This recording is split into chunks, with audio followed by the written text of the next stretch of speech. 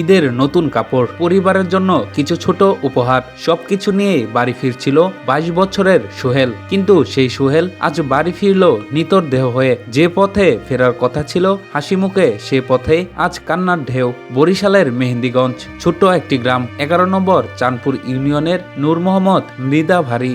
এই বাড়িতেই জন্ম হয়েছিল সোহেল ফকিরের। স্বপ্ন ছিল পরিবারকে ভালো রাখবে, স্ত্রীকে নিয়ে নতুন জীবন গড়বে। ঈদ সামনে, তাই ঢাকার ব্যস্ততা ছেড়ে বাড়ি ফিরছিলেন তিনি। হাতে ছিল নতুন কাপড়, মনে হচ্ছিল আনন্দ, কিন্তু কেউ জানতো না এই ফেরাটাই হবে তার জীবনের শেষ যাত্রা।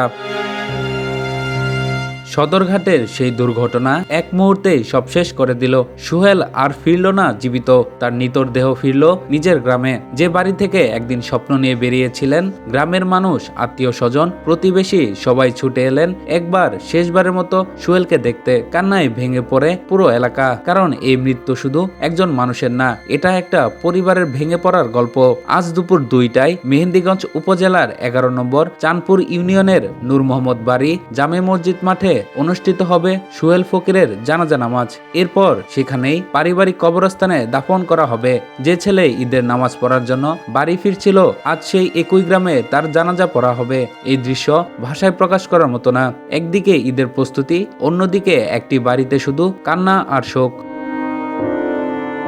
সবচেয়ে কষ্টের বিষয়, সোহেলের বাবা এখনো নিখোঁজ। ছেলের জানাজায় তিনি থাকতে পারবেন কিনা তা কেউ জানে না। আর তার অন্তঃসত্ত্বা স্ত্রী হাসপাতালের বেডে শুয়ে আছেন, এখনো জানেন না তার স্বামী আর নেই। একটা সন্তান জন্ম নেবে, কিন্তু সে কি কোনোদিন তার বাবার মুখ দেখতে পারবে?